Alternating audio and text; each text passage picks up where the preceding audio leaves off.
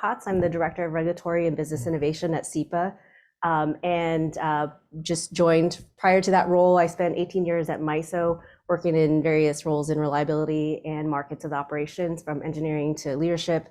So I'm really excited to help moderate this panel. I first learned about VPPs about 7 years ago, but there just wasn't really a lot of appetite. And so this is really exciting to see a room full of folks who are really interested in learning more about VPPs and how we can really get this moving. So to introduce the panels, the amazing panel that we have, first we have Commissioner Matt Sugar from the Minnesota Public Utility Commission. Then we have Pearl Donahue-Vele, Dr. Von. Would you like me to say that? No, DV. Dr. DV. Can I say that? Oh, that's great. Let's do that. Dr. DV. So she's from Exxon, and we have Kevin Bren, who is from Rocky Mountain Power Institute, and then we also have Seth Frater-Thompson, who is from Energy Hub. So I would like to give them an opportunity to properly introduce themselves and talk a little bit more about what you guys are working on. So can we start off with perhaps, Commissioner, do you want to start first, or? Sure, I could go first. Thank you. Thanks so much for including me in this fascinating afternoon program. It's been super interesting to me, really important, critical topic for all of us. I'm Matt Sugar, Commissioner, Minnesota Public Utilities Commission, and I just want to briefly set a little context and talk a little bit about what we're doing in Minnesota. Like much of the country, we're undergoing a pretty significant grid transformation. You know, just 15 years ago, we were 2/3 coal. We're down to 30% renewables, 20% in falling coal, 20% gas, 20% nuclear. But we'll be, our largest utility will be 80% decarbonized by 2030. All of our utilities will be fully decarbonized by 2040. So we're really having a pretty, as is happening in much of the country, a pretty significant change in the system, from large centralized to decentralized, and also a shift towards variable renewable generation. So as this system transitions, we understand the critical importance of flexibility, the increasing importance of flexibility, and that the need to identify and engage flexibility throughout the entire system. As I look at this as an economic regulator and look at this transition challenge, you know, it's not just, of course, capacity and energy, but it's important reliability services. We were talking about NERC in one of the last panels, and flexibility is a key part of that.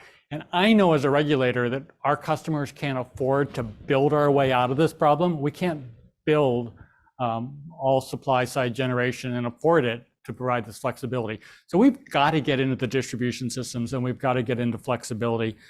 We've been thinking about that in Minnesota for a while. We initiated a grid modernization program, started working on it in 2016, really got it kind of engaged in 2017, 2018. But while we want to make sure that we're remaining focused on safety, security, reliability of the system, we're really looking in our grid modernization to get greater customer engagement and empowerment and options. And we're looking at efficient, cost-effective, accessible grid platforms, and looking at ensuring that we optimize the use of our assets.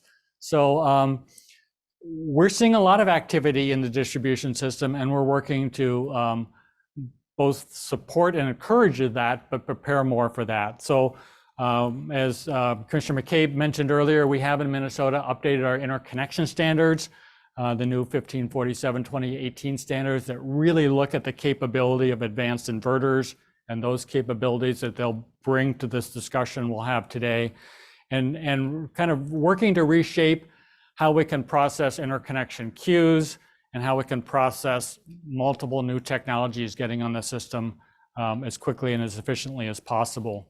We've implemented integrated distribution system planning and bring light of day into an area that's long been really siloed off in all the utilities to get forward-looking, transparent planning processes where we're looking on a regular basis, 2-year cycles with our utilities, forecasts of DERs, forecasts of these various technologies and things that are happening in the system in addition to loads, and really looking at where are the stresses and strains and what do we need to plan for.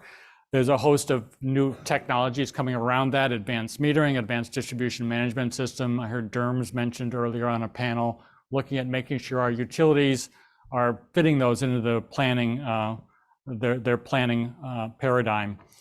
We're doing a lot of work with electrification of electric vehicles, and in our initial investigation, which dates back 5 years ago into electric vehicles in Minnesota, we had a finding from the commission that electrification of transportation was in the public interest and that the utilities had a critical role to play in that. But we identified right up front that how we integrate them is really the key to whether we recognize, whether we realize the public interest benefits that are there. That is, we've got to be thinking about smart charging and advanced charging from the get-go and from the start.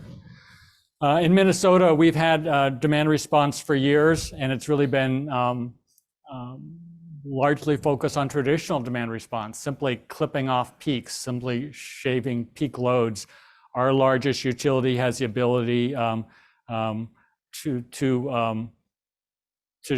shape and to change about 10% of their peak load. It's about a gigawatt, about 1,000 megawatts of demand response. But again, it's largely the traditional demand response and peak shaving, and we're really working with our utilities to get that more into, I think I heard Commissioner McCabe mention in her remarks, but the shaping and shifting and even the shimmering, if you will, in addition to shedding, right? So I think it's the LBNL language around how do we get advanced DR going. That's a place of transformation for us. So we recognize the importance of flexibility, and again, we're a vertically integrated retail rate regulated utility. So we're largely working to date with our utilities and the folks that they bring in to partner with that. But when we look at the challenge before us in Minnesota, we understand that we've got to accelerate this, and we're really looking for solutions. We're really looking for creative approaches that fit the regulatory paradigm that we're in. And I think that's important as we're talking about regulators and regulatory paradigms, that it is different in different parts of the country. And these approaches will need to be shaped and adapted to that. But I would just say we're focused on solutions, and I look forward to questions, maybe digging in a little deeper on some of those pieces that are going on. Thanks. Yes, definitely. Kevin, would you mind talking to us a little bit more about what you're working on here? Let me get the slides. Oh, there we go. Sure. Hi, everyone. Kevin Brehm. I'm a manager at RMI, where I lead up our work on virtual power plant partnership. So many of you have heard about this. Thank you, Jigger. Wherever you are for preaching the gospel when it comes to virtual power plants and the work we're doing for VP3. So I'll talk to you just a little bit about what we're doing with VP3, who we are, what we do, why we're doing it. And then I want to share with you a few of the takeaways from what we're hearing from our members when it comes to integrated approaches to take advantage of the VPP opportunity. So first, I do want to recognize our members. So VP3 is a member-funded, member-driven organization that exists within RMI. Our members are technology and service providers in the energy and DER space. You can see them on the slide, but I'll name them because we really appreciate the work they do. For General Motors, Google Nest, Leap, Olivine, OhmConnect, Span, SunPower, Sunrun, Switched in and Virtual Peaker.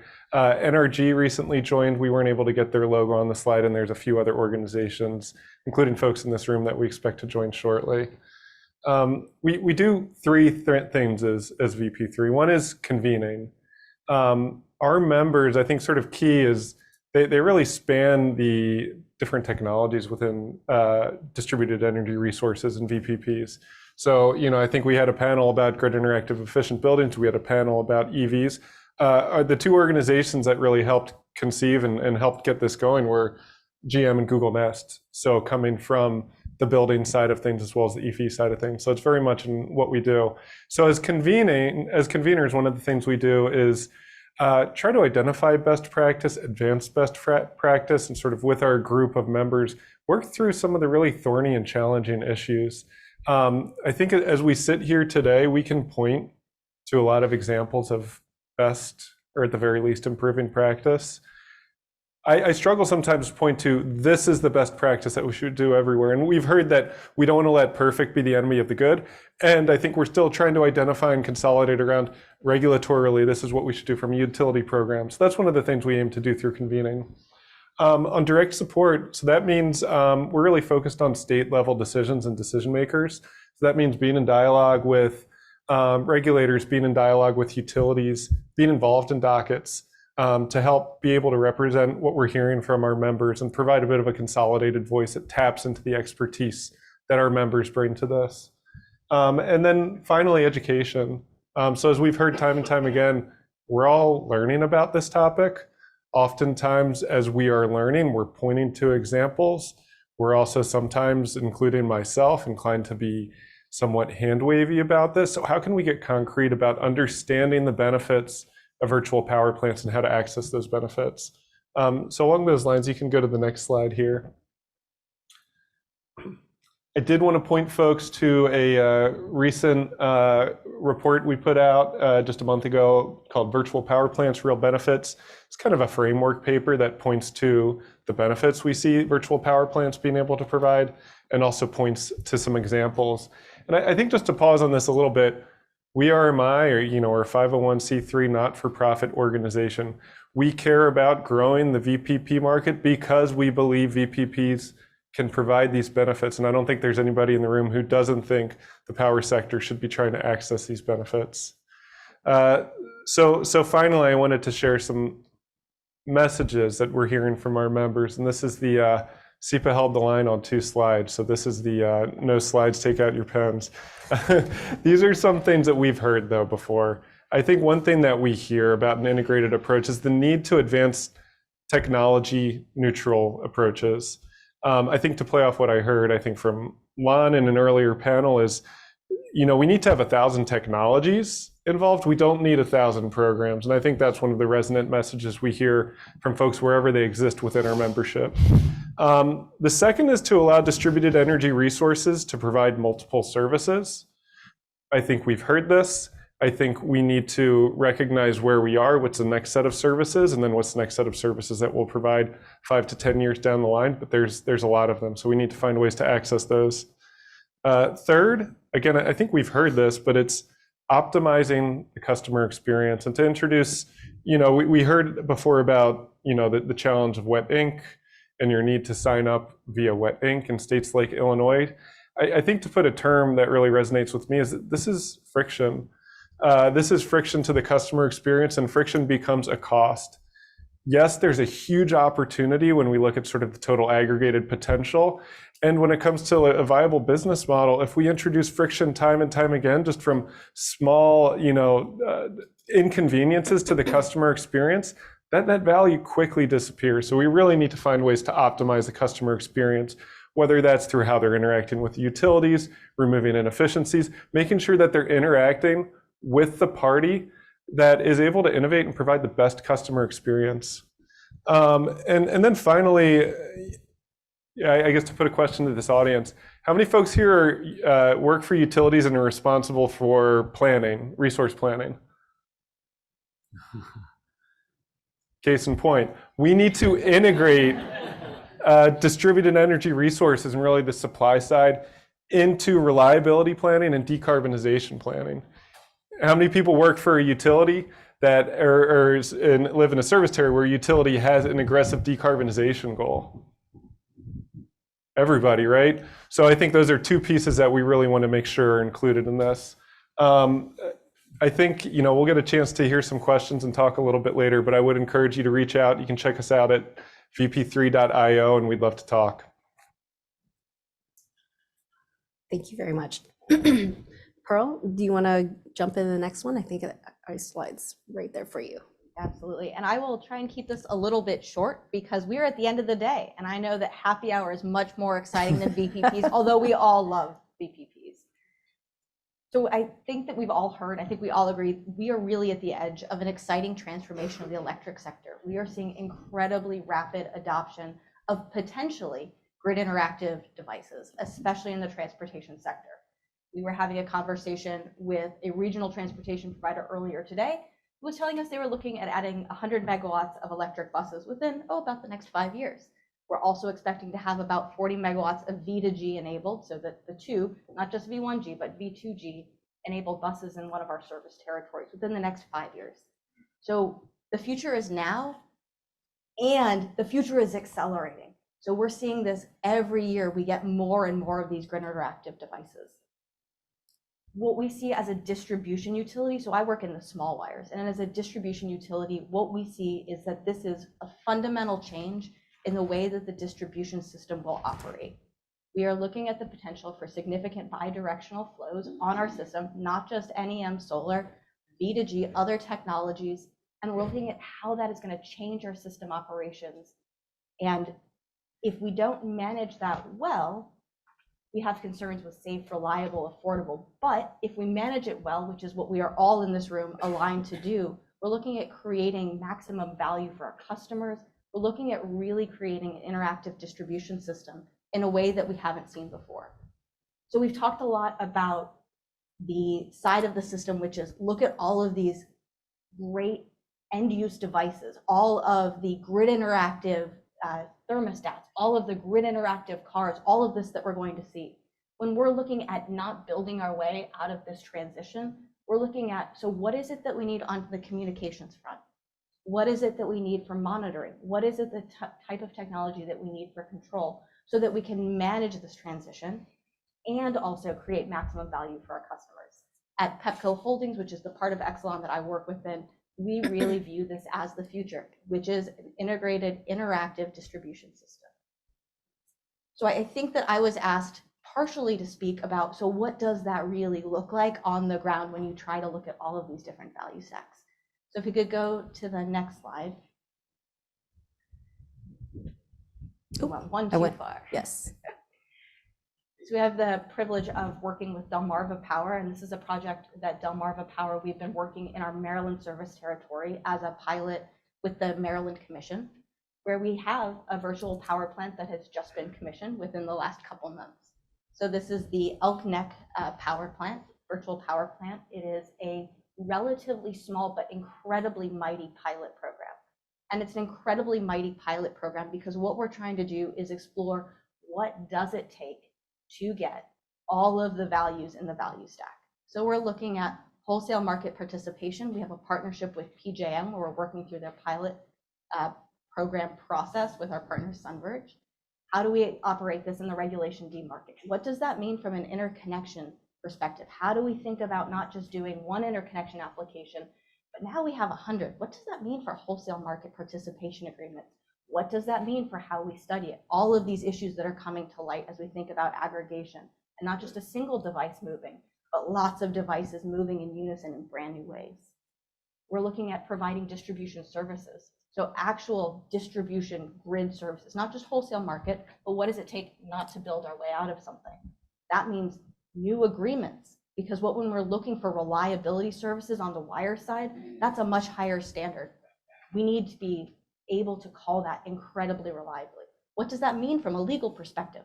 What does that mean from a customer interaction and customer experience perspective? If it's not good for the customer, it's not going to work. So how do we work through and balance those needs? And then this is also something where it is in-home storage, it's behind the meter storage that is providing backup for our customers. One of the neat things and reasons that we picked this part of our system to work in is that it's a relatively isolated part of the Delmarva service territory where there's just a single feeder that's serving customers. So this is an area that has had outages where we are working on the reliability, and we're looking to see, is this a viable solution? We've had great feedback from our customers so far in the program. They've been really, really happy with it, had lots of lessons learned. And I would just give one, which is that I think even today we've had some discussion about, there's that peak at the 4 to 6 o'clock in the summer. And so we design programs around that. And that's how we think about it. But I think even in late December here in PJM, we saw that designing programs to think about a historic summer peaking load, that's not going to work.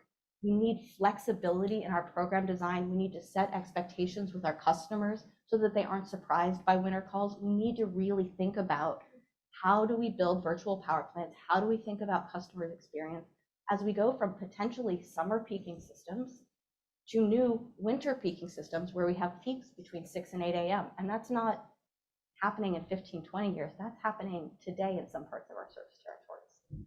So that was some of the on the ground, here's what we're seeing from putting one in place, and the perspective from the little wires. Thank you. Seth, did you want to talk a little bit more about what you guys are doing? Yeah, I will also try to be short here. So I sort of anticipated that since I was going to be going last overall for the entire day, that we would have heard a lot about sort of like when this happens or if this happens or what's getting in the way of it happening. And so I just wanted to say it's happening a lot.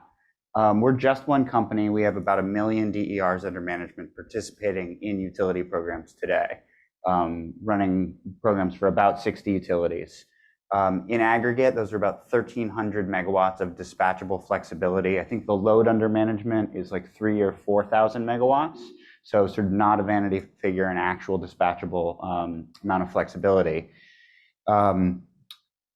What's interesting is that, the commissioner from Arizona mentioned APS. So APS kind of, I think, outperforms most utilities in the US in that they're getting about, I think they have about 7% of their customers are participating in a DER program.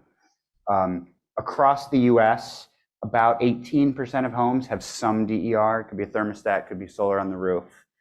Of those, 15% typically participate. So if you multiply 18% times, that range of roughly 15%, it means roughly 2 to 3% of homes are participating on average across the US. The highest performing utilities are in the 5 to 7% range. So that gives you the sense that 5 to 7% this early in the process is not small, right? That is doing quite well, but there's an enormous amount of room to grow.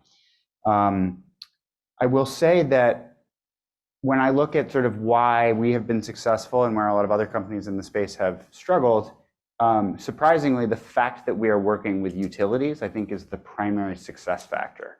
Utilities have a unique ability to tap into all the different value streams that are available. They can blend different value streams. And so I think thinking about what Dana said from Voltus and thinking about the aggregator perspective, when I set out to start the company years ago, I didn't think that I would be sort of advocating for the utility monopoly, but it turns out that the utility monopoly is among the best positioned to remove friction from the process.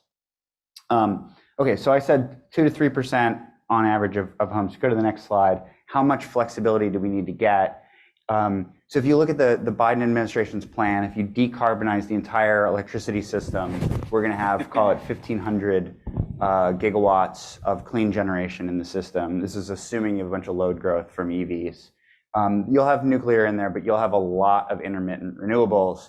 And the reality is you just cannot do that without flexibility, right? You cannot have the inevitable intermittency without flexibility. What is flexibility? Flexibility is that ability to shift, to store, to move load around. So that's everything from batteries to pool pumps to EVs to everything. So that means we need 500 gigawatts, half a terawatt of flexibility on the system. But we are hearing that that's not, I mean, it's a big country, right? We're going to have hundreds of millions of DERs, of EVs, of smart thermostats, of batteries.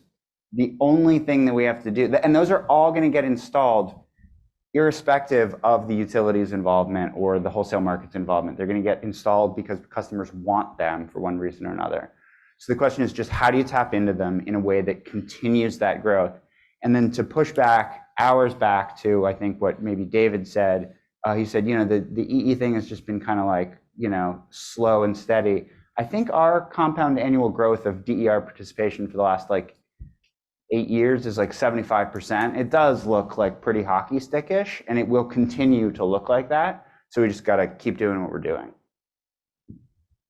Thank you. That's great. I'm going to just pause and see if we have any commissioner questions. No? All right.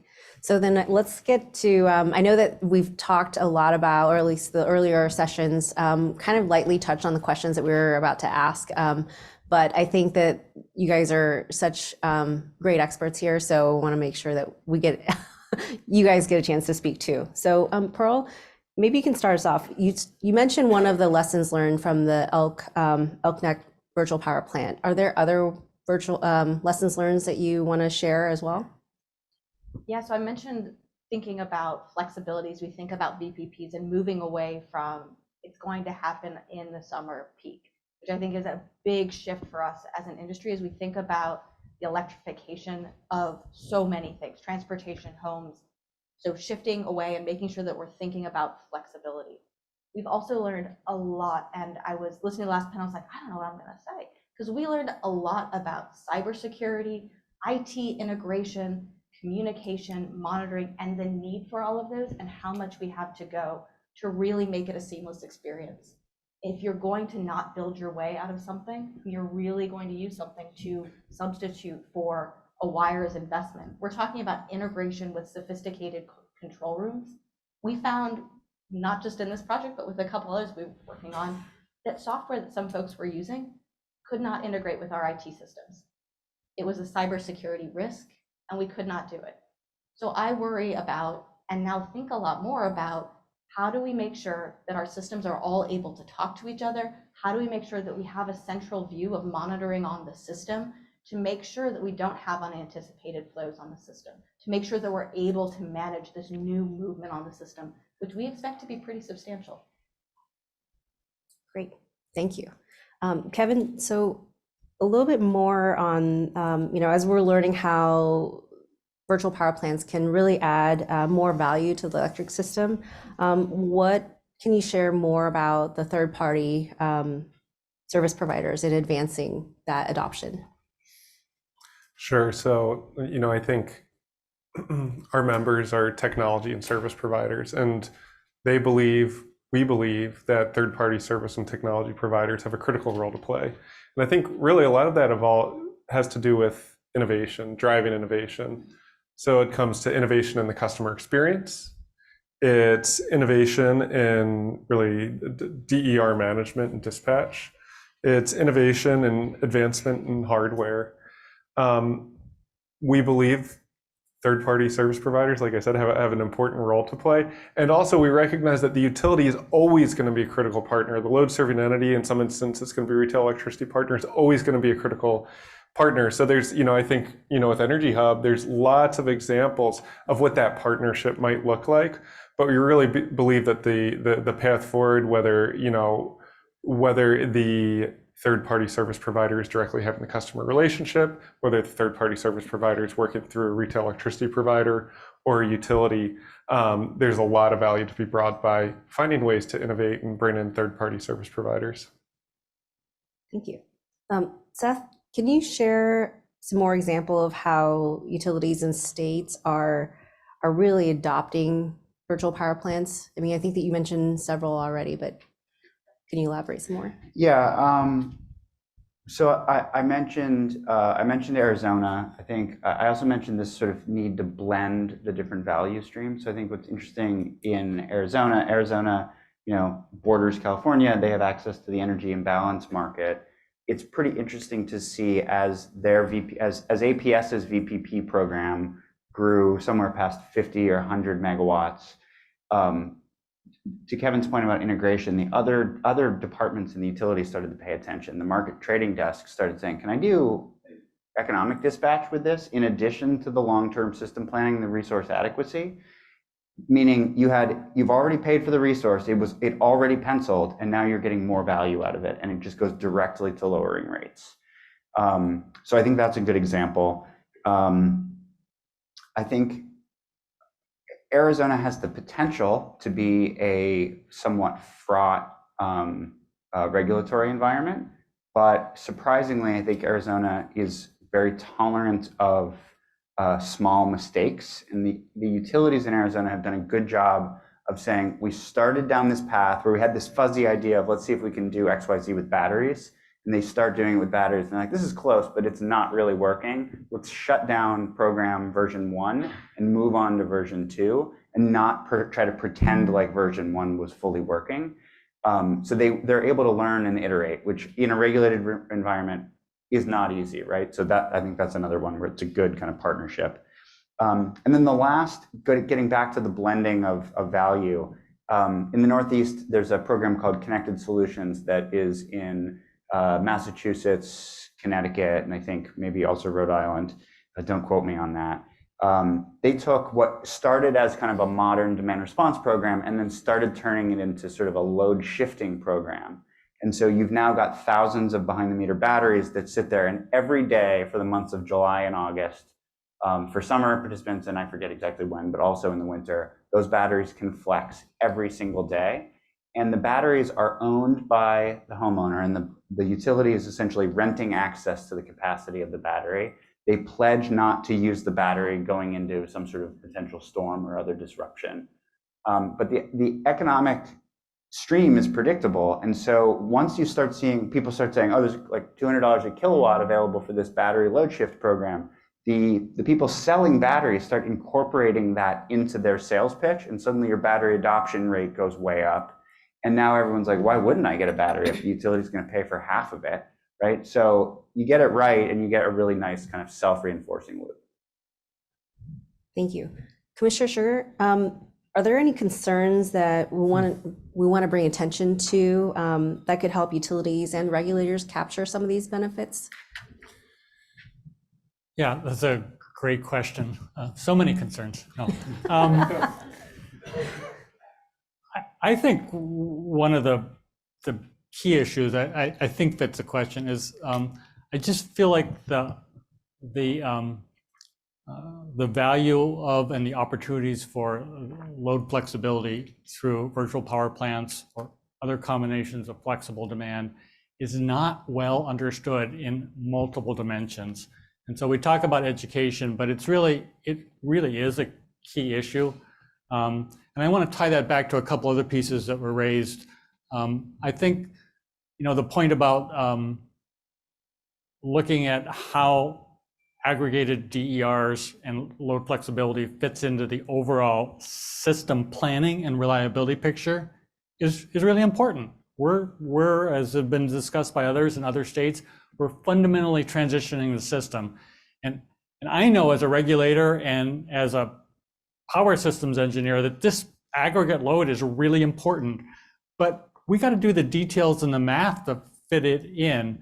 And so I think making sure that we're getting it into the resource plans, making sure we're getting into the regional planning, making sure that NERC's reliability assessments are really accounting for it, which they're not. They're really focused on supply side. I'm engaged at NERC through the states and with NARUC. And I think they understand the theory of load flexibility, but it's not fundamentally going in the detail. And the same is my experience with MISO and ISO. But yet when we have the extreme storms where we see that we've come up to the edge, the demand response and flexibility has been a critical piece. And we've just got to connect these and get the value assessed and put together. And I would say, from my perspective, again, as a regulator, that I understand the importance of these. It's something that we're working on in Minnesota, and we're really looking to the folks in this room to bring us solutions and things that we can implement and move forward on. So I implore people to make that case. And I think that if I was regulating in Pearl states, or she was distributing electricity in my state, I think there'd be a lot going forward. It sounds like your regulators are doing it, but I appreciate the framing that was brought there. Yeah, definitely. And it seems like there's more people at the party now, Yeah. right? Great. So a couple more questions. So let's think about a little bit more forward. So what's next? Kevin, with VP3, since it's a new initiative that was just launched last month, is that right? Can't believe that. It was just launched last month. So what's next for VP3? to help the adoption of virtual power plants. Yeah, so I mentioned in the slide the 3 types of activities we do, and I didn't get a chance to mention sort of what we'll be doing specifically. So on the convening side of things, we are hosting our first member convening in April up at our office in Basalt, Colorado, and that's really going to be a chance for us to get together with our members, lay the roadmap. We've been hearing from our members, but sort of one of the things we really like to do is bring together members, identify the working groups we'll be advancing.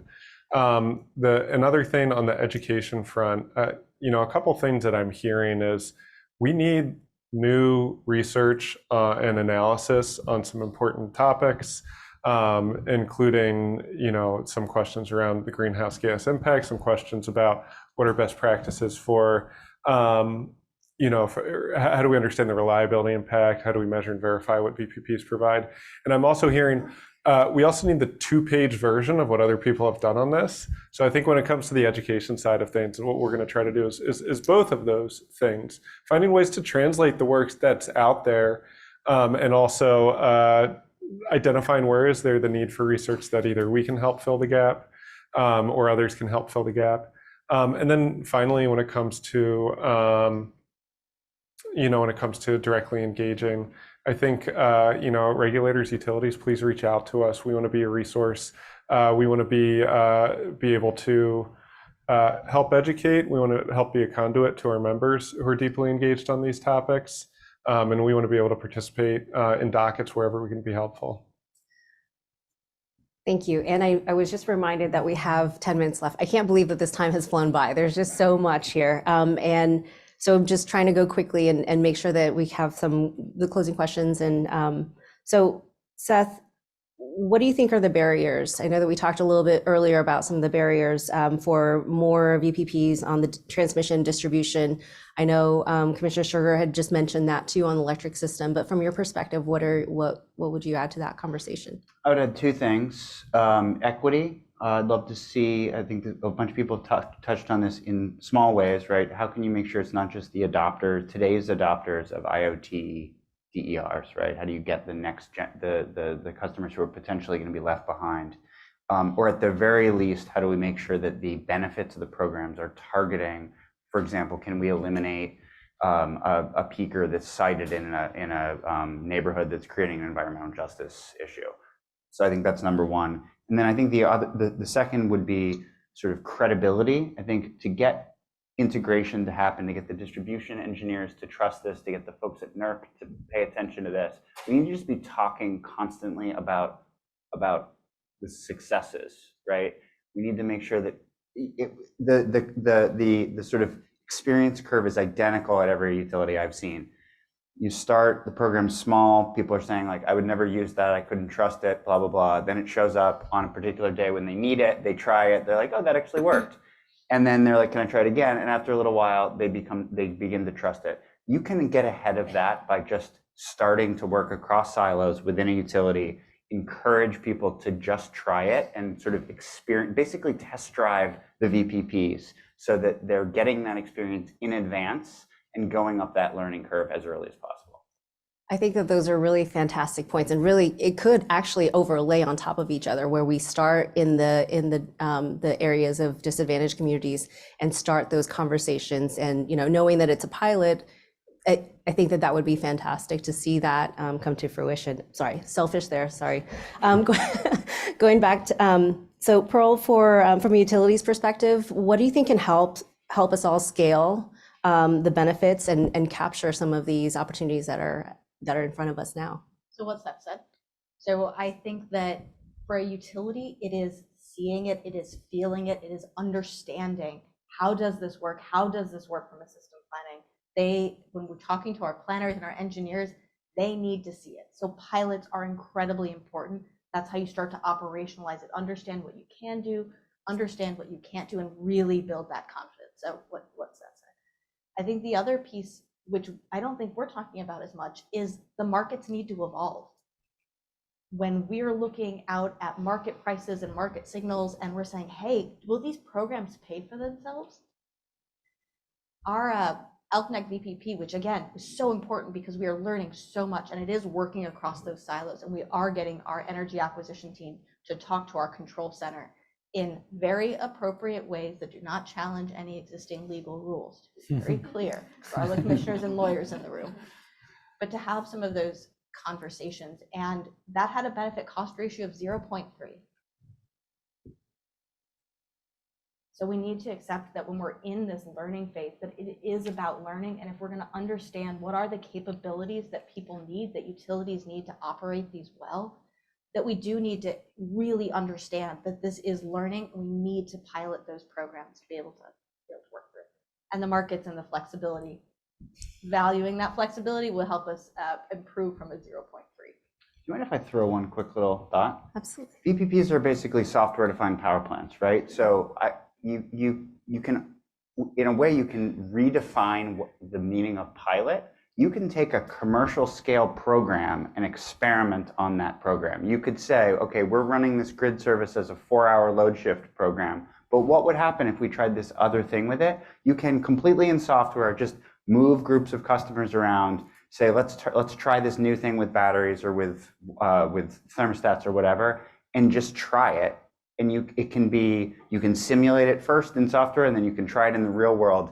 But doing it entirely within something that is already funded, it doesn't necessarily come at the cost of the main goal of the program. You can just try it on the side. Yes, as long as we continue to keep the customers engaged, and yes, absolutely. Final thoughts, Commissioner Sugar? What other informations and insights would help you think through some of the system planning challenges ahead, and some of the concerns that you have brought up, which are very valid? So just a couple of quick things, particularly to the commission's regulatory folks in the room. It's really important to get started on preparing the system. As we're talking about this, we know we need these resources. They're important, they're valuable resources, and we need them at scale, and they are going to affect and change the distribution system. So getting interconnection rules updated now, getting distribution planning and transparency in place now. They aren't really heavy lifts for commissions, and there's great resources at NARUC and at DOE working together to commissions to do that. So get started on those things. And I'm going to pile on the last point from a regulatory perspective. We are working at our commission, and I would urge other commissions to try to work towards trying stuff. Pilots. Some of the stuff you have to look at and say, really, do I need to pilot it? Can we just get going on this? But I think often in the regulatory world we get hung up on the perfect being the enemy of the good, and we need the speed we need to move at. To the point of my other panelists and other speakers, we're working at our commission, and I would urge other commissioners to try things and move on if they learn some things, and then move on and try some more things. Definitely in full agreement there. So that concludes our panel questions. I want to just open it up. We have 5 minutes left, I think maybe less, to take some audience questions. So I think the HG has a question there, and we'll take the next one too. Hi everyone, HG Chisel, Advanced Energy Group. My question goes to the gentleman from RMI. You showed those lists of benefits at the beginning on virtual power plants. Do you have associated top-line metrics for each of those benefits so we can understand progress towards delivering on those benefits, especially on the health and equity one you mentioned? Yeah, so thank you for the question. Just to clarify, that would be like the objective of what we're trying to work towards is what the desired outcome is, or sort of like what we're seeing current benchmarks. Right, well, you show them as like, these are the benefits you can get from virtual power plants, but how do we verify that those benefits are accruing or are being delivered? What would be the metric to determine success as a benefit? Yeah, it's a great question, and the exactly right question. I mean, I think I can point to the units, if not the exact numbers, right? But I think to go through those, reliability is complex. Maybe I think we all have a sense of what that looks like.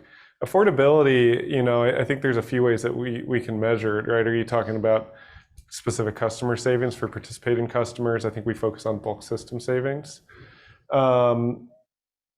Decarbonization, that's something we're really interested in quantifying. And just to like pause on that, yeah, we see the impact of avoiding dispatch of certain peakers, how can we also induce more investment in clean solutions? Likewise, electrification, how can we defray the cost of electrification, and in some instances, induce additional investment in an EV, et cetera.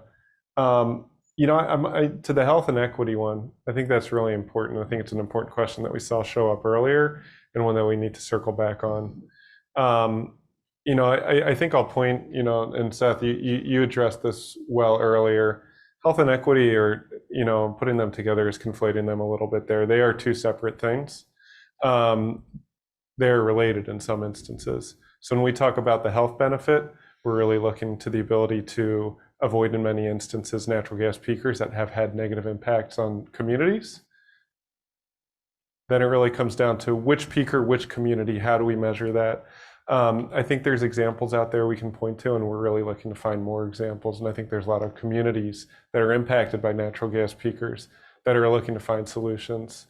You know, and that's one that's not measured so much as sort of gigawatts across the country, but it's more like this community, this community, this community. It's very sort of location based as I see it. And then I think the other one, when it comes to equity, I think sort of, you know, I think a lot of it's sort of the equitable distribution of the impacts and the benefits. Again, that's complex. I think sort of a couple principles, and, you know, Seth, you laid this out well. I think one, as we've discussed, is sort of cost shifting. And one thing that's worth recognizing, we're very early stage with many of these things. We want to avoid cost shifting and setting up a system that's sort of like shifting costs over time. And I think, as we've heard, it is appropriate to be finding ways to, you know, if your benefit cost is less than one, that is okay, and that's appropriate right now. We want to find ways to avoid long-term cost shifting. And then I think the other thing that's come up is how can we encourage participation by folks who might not otherwise be currently adopting some of these solutions. So I hope that addresses, you know, some of what you were getting at. And I think, you know, come talk to us, because we really want to hear about how can we measure this? How can we make sure that we're tracking? Yeah, It's can an I open actually add in just really quick, because I think some of this is on program design too. So from a utility perspective, and I will be really quick because I know we want to go. Yes. We've Well, been certainly I mean, leaning on the we're past time. administration's Justice 40 initiative. So when we did our last round of decarbonization programs that we put forward in the district, that was one of the ways that we were looking at equity and related to health, because it's a transportation electrification program. And we know that those additions and the siting of certain land uses has been in predominantly under-resourced communities. So from a program design perspective, when we're looking at how are we getting customers into these programs and what are those benefits, we've leaned on tools like Justice 40 and the mapping that helps us target those incentives to get into the programs. Hopefully that was clear. Yeah, no, that was great. I'm sorry, I know that there are more questions, and I just want to at least take a moment to thank the panelists for their insights and sharing their perspective on how to get this